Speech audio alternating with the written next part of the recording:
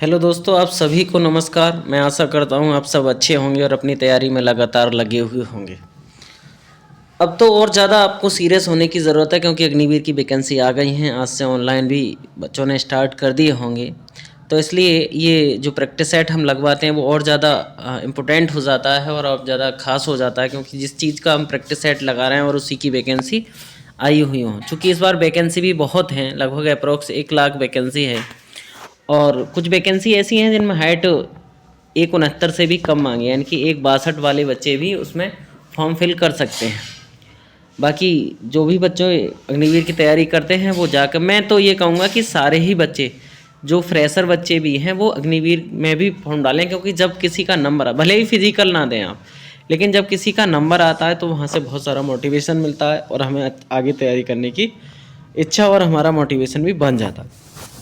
चलो बिना देरी किए, जो भी ना हमारे चैनल पर नए हैं चैनल को सब्सक्राइब कर दें, शेयर कर दें, लाइक कर दें, क्योंकि आपका एक शेयर, आपका एक लाइक, सब्सक्राइब हमें बहुत सारी ऊर्जा प्रदान करेगा और ऐसे ही नया नया कंटेंट देने की लालसा भी बनाएगा।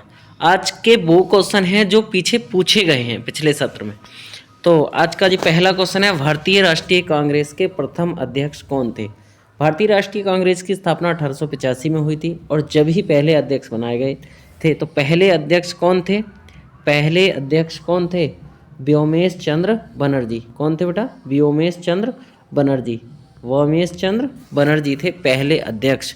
अच्छा, बदरुद्दीन तैयब जी कौन थे? पहले मुस्लिम अध्यक्ष थे बदरुद्दीन तैयब जी, जो कि 1887 में बनाए गए पहले मुस्लिम अध्यक्ष। क्वेश्चन बहुत ज़्यादा मोस्ट इंपोर्टेंट है और भी एग्जामों के जितने भी वनडे एग्जाम है सभी के लिए क्वेश्चन बहुत ज़्यादा मोस्ट है। भारतीय राष्ट्रीय कांग्रेस के प्रथम अध्यक्ष कौन थे? व्योमेश चंद्र बनर्जी। व्योमेश चंद्र बनर्जी। पहले मुस्लिम अध्यक्ष कौन थे? बदरुद्दीन तैयब जी। कब बनाया गया? 1887 ईस्वी में। 1887। क्वेश्चन नंबर 2 की ओर चलते हैं। क्वेश्चन नंबर 2 क्या है बेटा? क्वेश्चन नंबर 2 है, कह रहे हैं थांगटा। थांगटा एक पारंपरिक मार्शल नृत्य है, यानी कि मार्शल आर्ट है, जो भारत के किस पूर्वोत्तर राज्य का है? थांगटा। थांगटा किसका है बेटा? थांगटा मणिपुर का है। थांगटा किसका है? मणिपुर का है। थांगटा किसका है? मणिपुर का है। अच्छा, असम के कुछ नृत्य हैं। असम के कौन कौन सा है? बिहू असम का है, सत्रिय असम का है और बगरुम्बा। ये तीनों किसके हैं? असम के हैं। नागालैंड के क्या हैं? नागालैंड का क्या है? चांगलो है, जेलिंग है, युद्ध नृत्य है। ये कहाँ के हैं? ये नागालैंड का है। त्रिपुरा के क्या है? हुजागिरी है, गौरिया नृत्य। ये कहाँ के हैं? त्रिपुरा के। ये कहाँ के हैं? त्रिपुरा के। अगले क्वेश्चन की ओर चलते हैं। अगला क्वेश्चन है बेटा, ऑस्कर पुरस्कार 2025 में सर्वश्रेष्ठ फिल्म का पुरस्कार। ऑस्कर पुरस्कार 2025 में सर्वश्रेष्ठ फिल्म कौन सी थी? अनोरा। सर्वश्रेष्ठ फिल्म कौन सी थी? अनोरा। कौन सी फिल्म थी? अनोरा। अगले क्वेश्चन की ओर चलते हैं। Question number 4। कह रहे हैं बेटा, अच्छा क्वेश्चन है जनगणना का। 2011 की जनगणना के अनुसार भारत के किस राज्य में लिंगानुपात सबसे कम है? किस राज्य में लिंगानुपात सबसे कम है? तो सबसे कम लिंगानुपात कहाँ का है? हरियाणा का। सबसे कम लिंगानुपात कहाँ का है? हरियाणा का। कहाँ का है? हरियाणा का। 1000 पुरुषों पर कितनी महिलाएं हैं? 879 महिलाएं। 1000 पुरुषों पर कितनी महिलाएं? 879 महिलाएं। और सबसे ज़्यादा किसका है? सबसे ज़्यादा है बिहार का। सबसे ज़्यादा कहाँ का है? बिहार का। सर्वाधिक किसका है? बिहार का। सबसे कम किसका है? हरियाणा का। सबसे कम किसका? हरियाणा का। अगले क्वेश्चन की ओर चलते हैं बेटा। कह रहे हैं प्लेइंग इट माई वे किसकी आत्मकथा है? प्लेइंग इट माई वे किसकी आत्मकथा है? तो किसकी है? किसे कहा जाता है? सचिन तेंदुलकर की है। जिसे क्या कहा जाता है? The God of cricket. Cricket का भगवान सचिन तेंदुलकर जी को कहा जाता है। इन्हीं की आत्मकथा है playing it my way. Playing it my way किसकी? सचिन तेंदुलकर की। युवराज सिंह की क्या है? The test of my life. Yuvraj Singh की है the test of my life. Sunil Gavaskar की क्या है? सन्नी डे। सुनील गावस्कर की क्या है? सन्नी डे। साइना नेहवाल की क्या है? Playing to win. Saina Nehwal की क्या है? Playing to win. Playing to win किसकी है? साइना नेहवाल की है। किसकी है? साइना नेहवाल की है। अगले क्वेश्चन की ओर चलते हैं। Question number 6। क्वेश्चन नंबर 6 में क्या कह रहे हैं बेटा? चौसा का युद्ध किन किन के बीच लड़ा गया? चौसा का युद्ध किस किस के बीच लड़ा गया? तो किस किस के बीच लड़ा गया था? हुमायूं और शेरशाह के बीच। किसके बीच लड़ा गया? हुमायूं और शेरशाह के बीच लड़ा गया था चौसा का युद्ध। चौसा का युद्ध। और कब लड़ा गया था? 1526 ईस्वी में। कब लड़ा गया था? 1526 ईस्वी में। अच्छा, अगला कह रहा है बाबर और राणा सांगा के बीच कौन सा युद्ध हुआ था? खानवा का युद्ध, जो कि 1527 में हुआ। खानवा का युद्ध बाबर और राणा सांगा। अच्छा, पानीपत का दूसरा युद्ध किस किस के बीच हुआ था? अकबर और हेमू के बीच हुआ था। अकबर और हेमू के बीच, कब? 1556 में। 1556 में। मोहम्मद गोरी और पृथ्वीराज चौहान के बीच कौन सा युद्ध हुआ था? तराइन का। तराइन के दो युद्ध हुए थे, पहला और दूसरा। पहला हुआ था 1191 में और दूसरा हुआ था 1192 में। 1192 में पहला, 1191, दूसरा 1192। 1192। पहले में कौन जीता? पहले में कौन विजयी हुआ था? पृथ्वीराज चौहान। दूसरे में कौन जीता था? मोहम्मद गौरी। दूसरे युद्ध में कौन जीत गया? मोहम्मद गौरी। कौन जीता? मोहम्मद गौरी। अगले क्वेश्चन की ओर चलते हैं बेटा। कह रहे हैं भारतीय संविधान की प्रस्तावना में किसी व्यक्ति की गरिमा को सुनिश्चित करता है। कौन सुनिश्चित करता है? कह रहे हैं भारतीय संस्कृति की प्रस्तावना में किसी व्यक्ति की गरिमा को सुनिश्चित करता है। कौन? समानता, स्वतंत्रता या बंधुता या न्याय? क्या सुनिश्चित करता है? क्या सुनिश्चित करता है? बंधुता निश्चित करता है। क्या निश्चित करता है? बंधुता निश्चित करता है। क्वेश्चन नंबर 8 की ओर चलते हैं बेटा। क्वेश्चन नंबर 8 में है, भारतीय संसद में संयुक्त सत्र की अध्यक्षता कौन करता है? जब दोनों सत्रों की होती है, दोनों सत्र, लोकसभा और राज्यसभा दोनों की, तो कौन करता है? लोकसभा का स्पीकर। कौन सी सभा का? लोकसभा का स्पीकर। लोकसभा का स्पीकर उसकी अध्यक्षता करता है, ज्वाइंट मीटिंग की। जब लोकसभा और राज्यसभा दोनों की मीटिंग होती है। अच्छा, बुलाता कौन है इस मीटिंग को? इस मीटिंग को बुलाता कौन है? भारत के राष्ट्रपति बुलाते हैं। अगले क्वेश्चन की ओर चलते हैं। अगला क्वेश्चन है बेटा, भारत में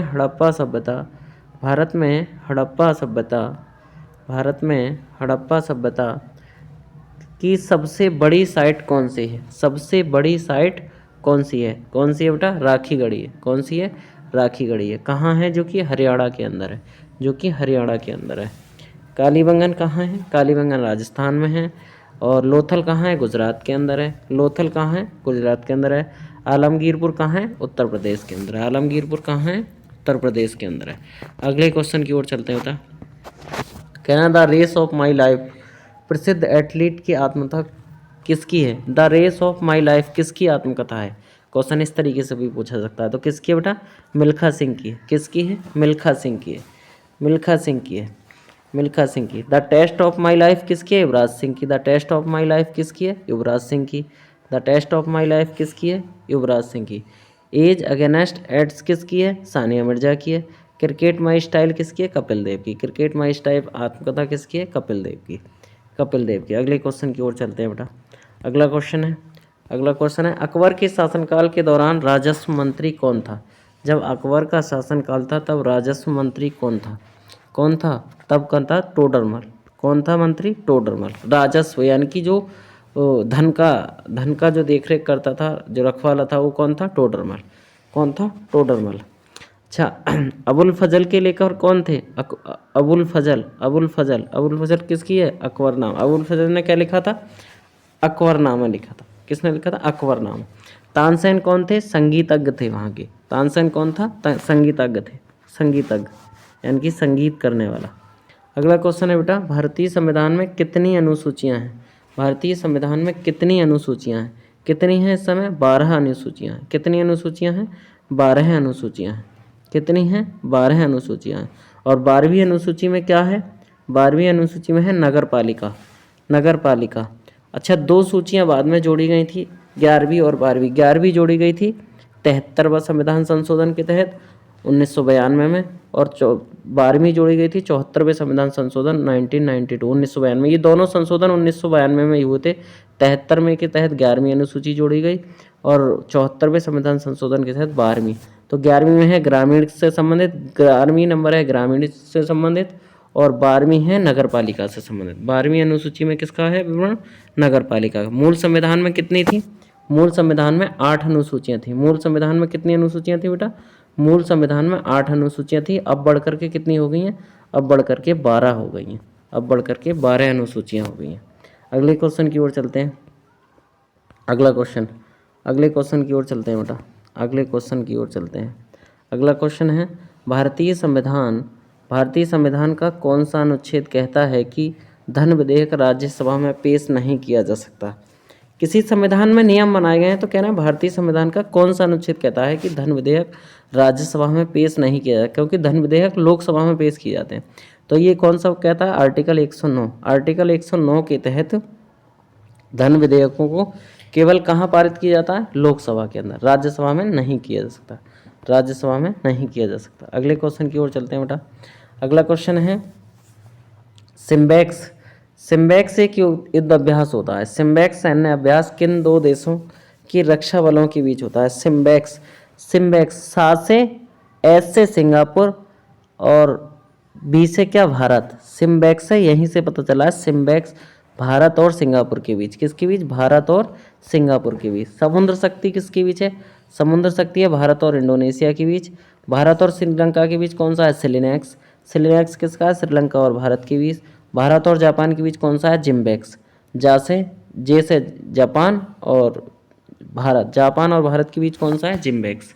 जापान और भारत के बीच कौन सा है? जिम्बैक्स। अगले क्वेश्चन की ओर चलते हैं बेटा। अगले क्वेश्चन की ओर चलते हैं। अगला क्वेश्चन है गिर वन कहाँ पाए जाते हैं? गिर वन कहाँ पाए? गिर राष्ट्रीय उद्यान गुजरात के अंदर है, तो गिर वन भी कहाँ होंगे? गुजरात में होगा। गिर वन। पेरियार वैली कहाँ है? केरल के अंदर है। पेरियार वैली कहाँ है? केरल के अंदर है। अगला कह रहे हैं जम्मू कश्मीर के अंदर कौन सा है? दाची गांव। दाची गांव कहाँ पर है? जम्मू कश्मीर के अंदर है। दाची गांव कहाँ पर है? जम्मू कश्मीर के अंदर। क्वेश्चन में है गिर, तो गिर कहाँ है? गुजरात के अंदर है। गिर कहाँ है? गुजरात के अंदर है। अगले क्वेश्चन की ओर चलते हैं बच्चों। काराकोरम लोक नृत्य किस राज्य से संबंधित है? काराकोरम लोक नृत्य किस राज्य से संबंधित है? काराकोरम कहाँ का है? तमिलनाडु का। काराकोरम कहाँ का है? तमिलनाडु का। राजस्थान के क्या है? घूमर है, कालबेलिया है, कठपुतली है, ये राजस्थान के हैं। असम का कौन है? बिहू है, सत्रिया है और बगरुम्बा है, इसका ऊपर भी जिक्र हुआ था। हरियाणा का क्या है? झूमर है, फॉग है, डफ है और धमाल है। डफ है और धमाल है। भांगड़ा भी कहाँ का है? हरियाणा का। ये भांगड़ा भी कहाँ का है? हरियाणा का है। अगले की ओर चलते हैं। कह रहे हैं अगला क्वेश्चन बेटा, कह रहे हैं सागा दावा महोत्सव किस राज्य में मनाया जाता है? सागा दावा कहाँ? सा से सिक्किम। और नागालैंड में कौन सा है? हॉर्नबिल फेस्टिवल कहाँ मनाया जाता है? नागालैंड के अंदर। और नागालैंड का राष्ट्रीय पक्षी भी हॉर्नबिल पक्षी है। असम में कौन कौन सा है? बिहू है, बिहू नृत्य होता है वहाँ पे, या बिहू का मेला, और अम्बुबाची मेला भी असम के अंदर लगता है। अम्बुबाची मेला भी असम के अंदर लगता है। हिमाचल प्रदेश में कुल्लू है, दशहरा है और शिवरात्रि है, ये मेले लगते हैं। कुल्लू है, दशहरा और शिवरात्रि है। अगले क्वेश्चन की ओर। भारत में कितने जैव मंडल आरक्षित हैं? जैव मंडल, कितने जैव मंडल आरक्षित हैं? तो कितने बायोस्फीयर हैं? 18 है। कितने हैं? 18 हैं। कितने हैं? 18 हैं। अगले क्वेश्चन की ओर चलते हैं बेटा। कह रहे हैं रेमन मैग्सेसे से प्राप्त करने वाले पहले भारतीय महिला कौन थी? रेमन मैग्सेसे अवार्ड होता है, और जो किस महिला को दिया गया था? सबसे पहली 1962 में मदर टेरेसा को दिया गया था। किसे? मदर टेरेसा को। किसे दिया गया था? मदर टेरेसा को। अच्छा, MS स्वामीनाथन किससे संबंधित? ये MS सुब्बालक्ष्मी है, सॉरी MS सुब्बालक्ष्मी है। ऐसे ही अगर मैं यहाँ पे बोल रहा था MS स्वामीनाथन, तो वो क्या थे? हरित क्रांति के जनक थे। वो क्या थे? हरित क्रांति के जनक थे। अगले क्वेश्चन की ओर चलते हैं। अगला क्वेश्चन क्या है बेटा? कह रहे हैं खेतड़ी खदान किस राज्य में स्थित है? खेतड़ी खदान, खदान क्या है? कोयले की खदान होगी ये। तो खेतड़ी खदान किस में है? राजस्थान के अंदर है। किस राज्य में है? राजस्थान के अंदर है। किस कहाँ पर है? राजस्थान के अंदर है। खेतड़ी कहाँ पर है? राजस्थान के अंदर। अगले क्वेश्चन की ओर चलते हैं बेटा। कह रहे हैं लोहे पर जंग लगना एक उदाहरण है। कैसा उदाहरण है? क्षारण हो जाता है। क्षारण हो जाता है। और कौन सा परिवर्तन है? रासायनिक परिवर्तन। ये भी पूछ सकता है लोहे पर जंग लगना कैसा परिवर्तन है? रासायनिक परिवर्तन है। और होता क्या है? ये क्षारण है। होता क्या है? क्षारण है। अगले क्वेश्चन की ओर चलते हैं बेटा। मनुष्य में गुणसूत्रों की संख्या कितनी होती है? तो कितनी होती है? 23 जोड़े होते हैं। और टोटल कितनी होती है? 23 दूनी 46 होते हैं। 23 दूनी 46 होते हैं। अगले क्वेश्चन की ओर चलते हैं बेटा। कह रहे हैं घेंगा और गलगंड रोग किसकी कमी से होता है?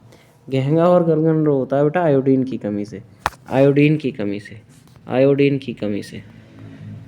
अगला क्वेश्चन है बेटा स्याही के धब्बों को हटाने में किस पदार्थ का उपयोग किया जाता है? स्याही को के धब्बों को हटाने में किस किस पदार्थ का उपयोग किया जाता है? तो किसका? ऑक्सैलिक अम्ल का। किसका? ऑक्सैलिक अम्ल का। किसका? ऑक्सैलिक अम्ल का। अच्छा, ये अम्ल किस में पाए जाते हैं? तो ऑक्सैलिक अम्ल किस में पाया जाता है? ऑक्सैलिक अम्ल बेटा टमाटर में पाया जाता है। किस में? टमाटर के अंदर। एसिटिक अम्ल सिरके में पाया जाता है। सिट्रिक अम्ल किस में? नींबू और संतरे में पाया जाता है सिट्रिक अम्ल। और सेब में कौन सा है? मौलिक एसिड यानी कि मौलिक अम्ल। सेब में। ऑक्सैलिक अम्ल किस में? टमाटर के अंदर। ऑक्सैलिक अम्ल किस में? टमाटर के अंदर। अगला है बेटा, निम्न में से किस प्रकार का कोयला सर्वोत्तम गुणवत्ता वाला कोयला है? सर्वोत्तम गुणवत्ता। एंथ्रेसाइड। एंथ्रेसाइड लगभग ये 98% शुद्ध होता है। सबसे शुद्ध कोयला है एंथ्रेसाइड कोयला। अगले क्वेश्चन की ओर चलते हैं बेटा। मनुष्य के शरीर में पाई जाने वाली पेशियों की संख्या कितनी है? मनुष्य के शरीर में पाई जाने वाली मांसपेशियों की संख्या कितनी है? कितनी होती है? 639। कितनी है? 639। अगले क्वेश्चन की ओर चलते हैं। दूध का पीएच मान कितना होता है? दूध का पीएच मान कितना होता है? दूध क्या होता है? अम्लीय होता है। तो अम्ल का कितना होगा? 7 से कम यानी कि 6.6। 6.6। अगले क्वेश्चन की ओर चलते हैं बेटा।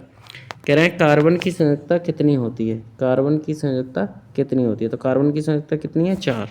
कार्बन की संयुक्ता कितनी है? 4। कैल्शियम हाइड्रोक्साइड का सही सूत्र क्या है? कैल्शियम हाइड्रोक्साइड का सही सूत्र है CaOH का हॉल्ट ऑयल। CaOH का हॉल्ट ऑयल। CaOH का हॉल्ट ऑयल। अगला है बेटा, समुद्र जल का पीएच मान कितना होता है? समुद्र जल का पीएच मान। समुद्र जल चूँकि क्षारीय होता है तो क्षार कितना होता है इसका? 8 होता है। और रक्त का कितना होता है बेटा? रक्त का होता है 7.4।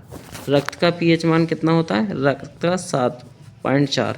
और शुद्ध जल का पीएच मान कितना होता है? शुद्ध जल का पीएच मान होता है 7, पूरा 7।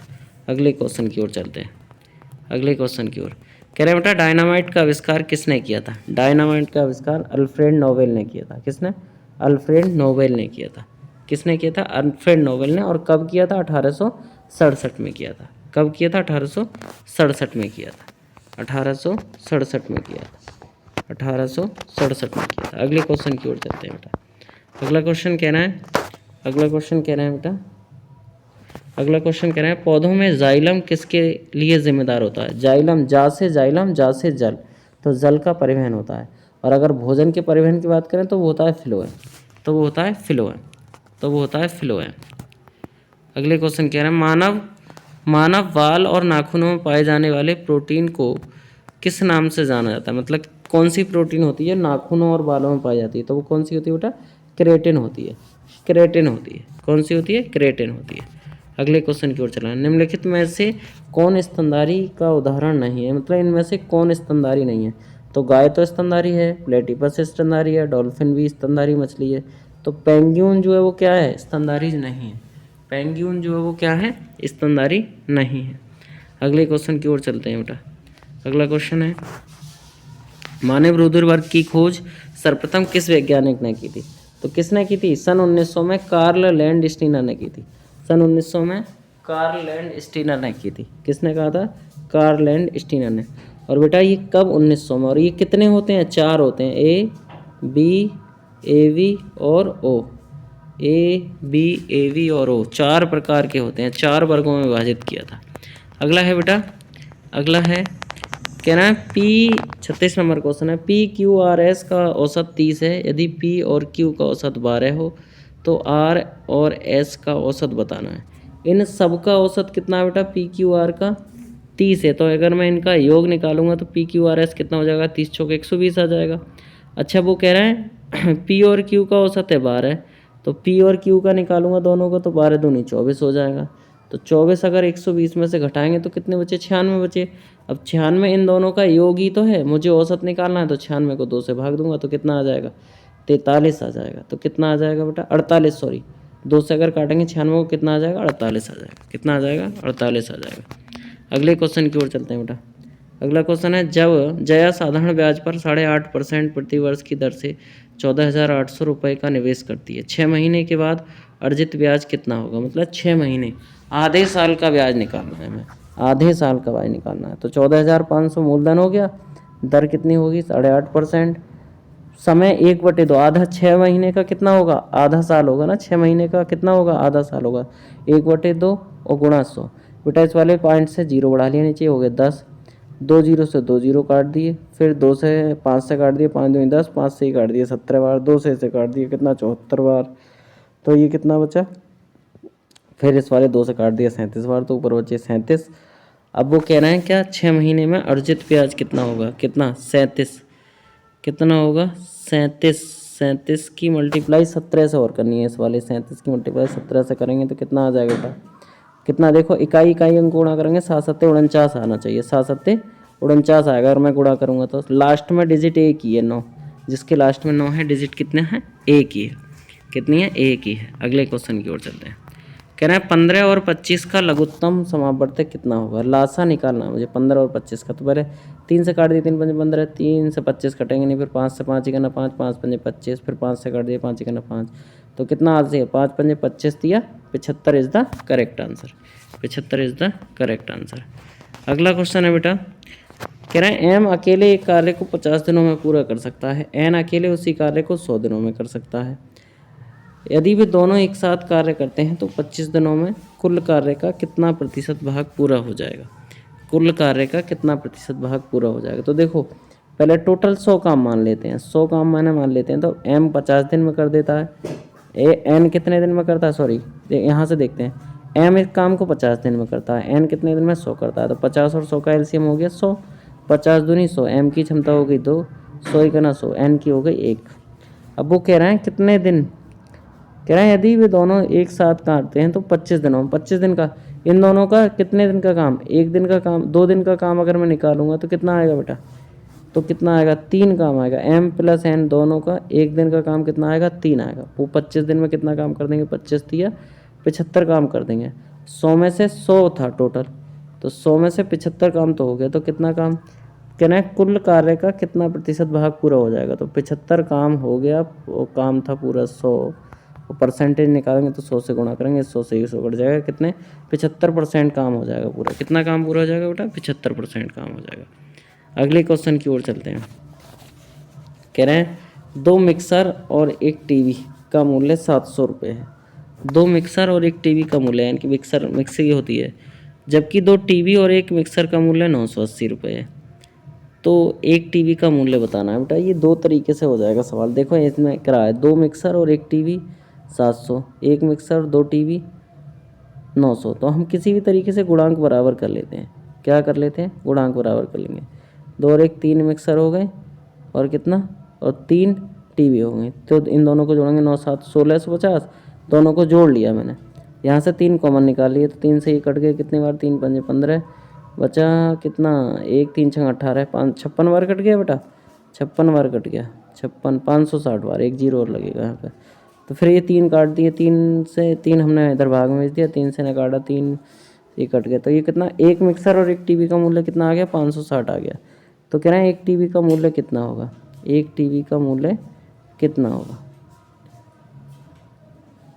एक मिक्सर, अच्छा अब इसमें क्या है बेटा, 2 टीवी 2 मिक्सर और एक टीवी का मूल्य है 700 रुपये, और जबकि एक मिक्सर और एक टीवी का मूल्य कितना है 500 रुपये, तो 200 रुपये क्या होगा, 200 रुपये कितना होगा, 200 रुपये एक मिक्सी का मूल्य होगा, 200 रुपये एक मिक्सी का मूल्य और होगा। इसमें ये पूछ किस करा है, ये टीवी का मूल्य पूछ रहे हैं, तो टीवी का मूल्य, टीवी का मूल्य, टीवी का मूल्य,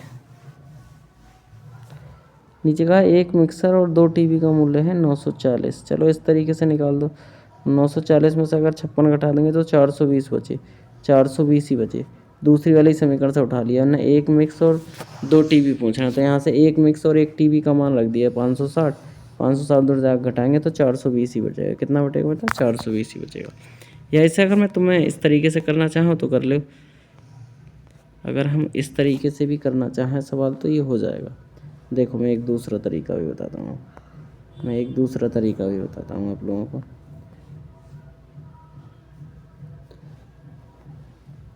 अगर इन्हें क्या है, मिक्सी की कितना है, if the price of 2 mixie, तो मिक्सी को मैं x मान लेता हूँ, 2x प्लस टी को लिए y मान लेता हूँ, बराबर कितना 700, और फिर बाद में कह रहे हैं जबकि प्राइस ऑफ 2 टीवी, 2 टीवी हैं और एक मिक्सर है, तो एक x प्लस 2y बराबर कितना 980। मुझे किसके वैल्यू निकालनी है, टीवी के कोष्ट बताना है। टीवी का कोष्ट मैंने बाई माना है, तो बाई को मैं नहीं काटूंगा, एक्स को काटे दे रहा हूँ।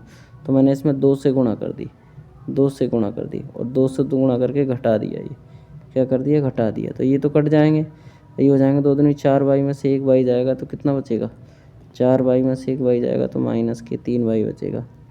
और इधर जाएंगे तो बेटा 3 से पहले 2 से गुणा करेंगे, 580 दूनी 1160, 1160 में से 900, ये 980, हाँ 980 है, सॉरी।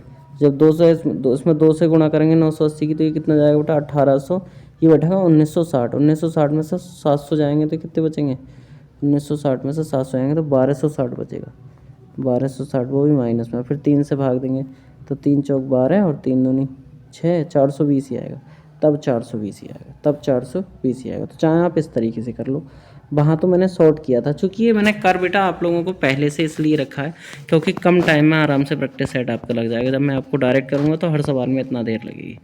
अगला क्वेश्चन कह रहे हैं बेटा 16,000 रुपये की धनराशि पर 2 वर्षों के लिए चक्रवृद्धि ब्याज और साधारण ब्याज के बीच का अंतर 160 रुपये है। वार्षिक ब्याज की दर बतानी है, वार्षिक ब्याज की दर बतानी है कि दर कितनी होगी। तो 16,000 रुपये पर कितना डिफरेंट है, 160 रुपये का डिफरेंस है। तो इसका ये सूत्र होता है D/P/R/100 की पावर स्क्वायर। बेटा इस वाले सूत्र से लगा देंगे। D कितना है, अंतर है, D4 होता है अंतर, डिफरेंस। 160 बराबर इधर आ जाएगा 16,000। R कितनी है बेटा, R दर तो ज्ञात करवाना है, तो R/100 का स्क्वायर। बाकी इन 2 जीरो से 2 जीरो काट दो, 16 दहाई 160 यानी कि 1000 बार आ गया ये। और इसे 100 का स्क्वायर करेंगे, काट पीट का आंसर कितना आ जाएगा बेटा, आंसर आ जाएगा कितना, आंसर कितना आ जाएगा 10 आ जाएगा, आंसर कितना आएगा 10 आ जाएगा। जब आप इसे सूत्र लगा के सॉल्व करोगे आंसर आ जाएगा 10। अगला क्वेश्चन बेटा, अगला क्वेश्चन कौन सा है, अगला क्वेश्चन कौन सा है, 42 नंबर। 42 में क्या है, एक व्यक्ति एक खिलौने को 135 रुपये में खरीदता है, उसे 150 रुपये में बेचता है। खरीदा 135 में, बेचा कितने में, 150 में। 135 में खरीद के 150 में बेच दिया, तो कितना रुपए का लाभ कमाया, 15 रुपये का लाभ कमाया। कितने पर कमाया 15 रुपये का लाभ, 135 पर। और गुणा 100, 5 से काट दो, 5 दिए 15, 5 दूनी 10, 5 सत्ते 35, 3 नाम 27, तो 100/9, 9 से 100 को भाग देंगे, कितनी बार जाएगा, 9 एकना 9 बचा 1, 9 एकना 9, पॉइंट लगा लिया। फिर हो गए 10, तो कितने 11.11% के करीब होगा। D option is the correct answer होगा, D option is the correct answer होगा। अगले क्वेश्चन की ओर चलते हैं बेटा। अगला क्वेश्चन है कुछ कह रहे हैं, एक शहर की वर्तमान जनसंख्या 1,25,000 है।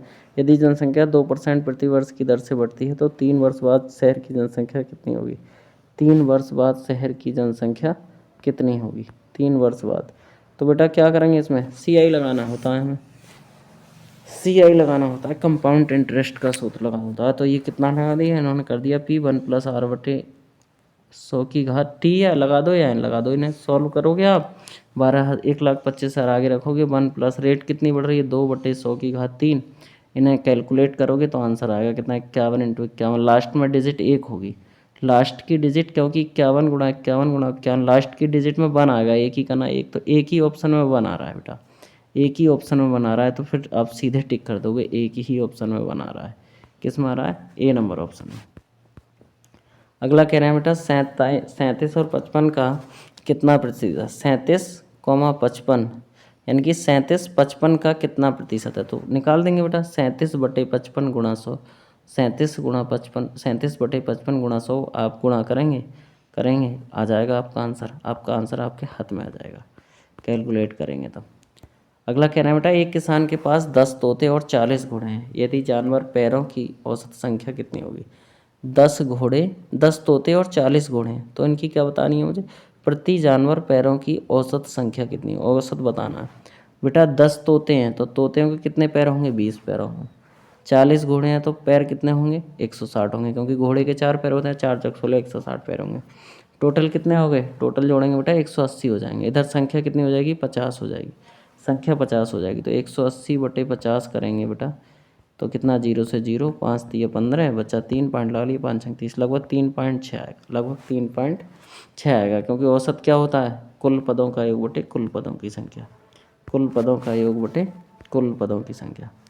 एक घंटे में ए, अगला क्वेश्चन बेटा, एक घंटे में ए 7 कुर्सियों को पेंट कर सकता है, जबकि बी एक घंटे में 4 कुर्सियों को पेंट कर सकता है। निर्धारित कीजिए कि 55 कुर्सियों को एक साथ मिलकर पेंट करने पर उन्हें कितना समय लगेगा। देखो ए कितने पे करता है, ए करता है बेटा 7 पर। बी कितने पे करता है, बी कर देता है 4 घंटे, 4 कुर्सियों पर 1 घंटे में पेंट। तो ए प्लस बी दोनों मिलकर 1 घंटे में कितने करेंगे, 7 4 11 कुर्सियों पे कर देंगे 1 घंटे के अंदर अंदर। ठीक है, तो हमें निकालना कितना है, अब 55 कुर्सियाँ करनी है तो 55/11, तो 11 पंजे 55, यानी कि लगभग उन्हें 5 घंटे लगेंगे। कितने घंटे लगेंगे बेटा, 5 घंटे लगेंगे। अगले क्वेश्चन की ओर चलते हैं। अगला क्वेश्चन है 1875 की राशि 4% की वार्षिक दर से एक निश्चित समय में बढ़कर 2028 हो गई। यदि ब्याज वार्षिक रूप से चक्रवृद्धि है तो समय अवधि बतानी है, तो समय बताना है। तो ये क्या है, मिश्रधन है, ए का मान, ये क्या है, पी मूलधन है। लगा दो ए बराबर पी 1+r/100 या n।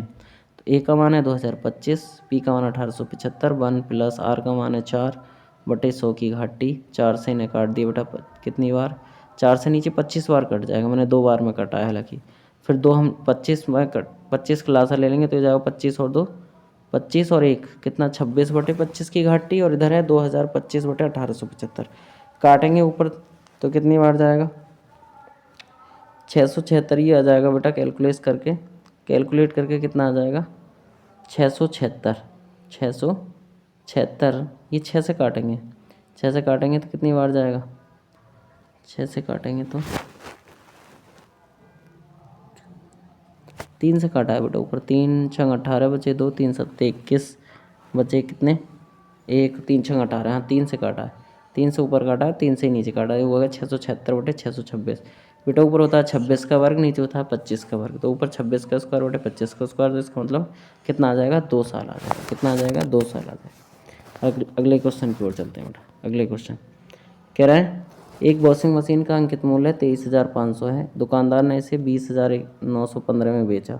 दुकानदार द्वारा दी जाने वाली छूट की परसेंट बतानी है। कितने में बेचा, 23,500 से 20,915 घटा दो, 23,500 में से घटाएंगे तो कितना आएगा, 2585 बचेगा बेटा। 2585 की छूट कितने पे मिली है, मूलधन पे मिलती है, जो अंकित मूल्य होता है उस पर। तो कितनी 2525/23,500 गुणा 100, इन्हें डिवाइड करेंगे हम, पूरा करेंगे तो कितनी बार आ जाएगा, 11 बार कट जाएगा पूरा। कितनी बार कट जाएगा बेटा, 11 बार कट जाएगा। अगले क्वेश्चन की ओर चलते हैं। बेटा कह रहे हैं ए एक कार्य को 72 दिनों में, बी कितने दिन में, 90 दिन में पूर्ण सकता है। उन्होंने 30 दिनों तक कार्य साथ किया, फिर बी ने काम छोड़ दिया। शेष कार्य ए को करने में कितना समय लगेगा। बेटा ए कितने दिन में कर देता है, 72 दिन में, बी कितना में, 90 में। दोनों का एलसीएम लेंगे, आ जाएगा 360। ए की क्षमता हो जाएगी 5 और बी की क्षमता हो जाएगी 4, क्योंकि 72 से 5 बार कटेगा, 90 से 4 बार कटेगा, 9 चौक 36 4 बार। ए प्लस बी का एक दिन का काम कितना आ जाएगा, 5 और 4 9 आ जाएगा। ए प्लस बी का एक दिन का काम कितना आ जाएगा बेटा, 9 आ जाएगा। अब उन्होंने 30 दिन तक लगातार काम किया था, तो 9 गुणा 30, तो 9 3 27, 270 काम तो निपटा दिया, 270 काम निपटा दिया। काम था टोटल 360, 360 में से 270 कट जाएंगे तो कितने बचेंगे, 90 काम रह गया। कितना काम रह गया बेटा, 90 काम। अब 90 काम किसे करना है, ए को करना है। ए की कितनी है, 5 है। ए की क्षमता कितनी है, 5, तो 5 से भाग देंगे, 5 ही करना 5, 5 8 40। कितने दिन लगेंगे, 18 दिन लगेंगे। A option is the correct answer होगा, A option is the correct answer होगा। अगले क्वेश्चन की ओर चलते हैं बेटा। अगला क्वेश्चन बोर्ड मास का क्वेश्चन है बेटा। अगला क्वेश्चन किसका है, बोर्ड मास का। कह रहे हैं 40 - 20। बेटा बोर्ड मास को तुमको पता होगी कि सबसे पहले सबसे छोटी कोष्टक हटाते हैं, क्योंकि इसमें रेखा कोष्टक है नहीं, तो सबसे छोटी वाली कोष्टक हटाएंगे। और छोटी वाली कोष्टक में भी क्या करेंगे, सबसे पहले गुणा को हटाएंगे, भाग हटाते हैं, फिर गुणा, फिर माइनस, फिर प्लस। तो इसमें 6 चौक 24 कर देंगे, इसमें 6 चौक 24 कर देंगे। तो 24 और 2 26, 16 में 26 जाएंगे, 26 में से 16 जाएंगे तो बचेंगे 10। इसमें अंदर कितने बचेंगे बेटा, 10 बचेंगे। 14 में से 10 जाएंगे तो कितने बचेगा, 4। फिर 4, 20 में से 4 जाएंगे कितने बचेंगे, 16। और 40 में से 16 जाएंगे कितने बचेंगे, 40 में से 16 जाएंगे कितने बचेंगे बेटा, 40 में से 16 जाएंगे, ये माइनस माइनस प्लस हो जाएगा, सॉरी 40 में से 16 नहीं बेटा, कहीं ना कहीं मिस्टेक हुई। देखो मैं आपको ऐसे ही कर रहा हूँ, 6 चौक 24, तो 24, 6 चौक 24 और 2 कितना हो गया, 26। 26 में से 16 जाएंगे तो माइनस के 10 बचेंगे, तो माइनस माइनस ये प्लस हो जाएगा। तो 14 और 10 कितना हो गया 24। तो 24 में से 20 जाएंगे तो माइनस के 4 बचेंगे और माइनस माइनस प्लस हो जाएगा तो ये हो जाएंगे 44। कितना हो जाएगा बेटा 44। 44 is the correct answer. 44 is the correct answer. आज का ही लास्ट क्वेश्चन था। आज के लिए इतना ही काफ़ी। Thanks for watching Atal study channel. जय हिंद जय भारत।